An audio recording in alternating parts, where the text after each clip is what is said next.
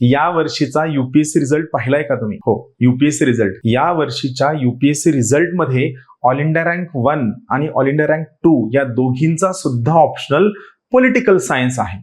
असं का? तर बेसिकली लक्षात घ्या, जेव्हा तुम्ही युपीएससी किंवा एमपीएससी नवीन पॅटर्नचं प्रिपरेशन करता तेव्हा जनरल स्टडीज, एस्से, इंटरव्ह्यू या सगळ्यांना जवळपास समसमान मार्क्स असतात. खरा फरक पडतो ऑप्शनल मध्ये. मग ऑप्शनल कोणता असावा? तर जो ऑप्शनल सगळ्यात जास्त स्कोरिंग आहे, जो ऑप्शनल टॉपर्सची चॉईस आहे. पण मोठा प्रश्न हा पडतो की पॉलिटिकल सायन्स टॉपर्सची चॉईस का आहे?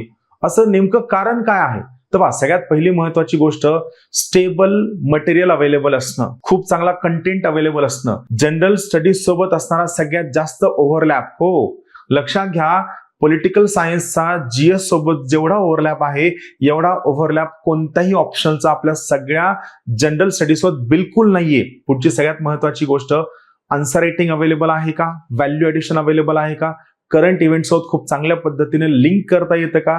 तर या सगळ्या गोष्टी तुम्हाला पॉलिटिकल सायन्स प्रोव्हाइड करतं. आणि हो, मी स्वतः महेश शिंदे पॉलिटिकल सायन्स शिकवतो. आपली मराठी माध्यमाची पॉलिटिकल सायन्सची ऑनलाईनची आणि ऑफलाईनची बॅच घेऊन येत आहे.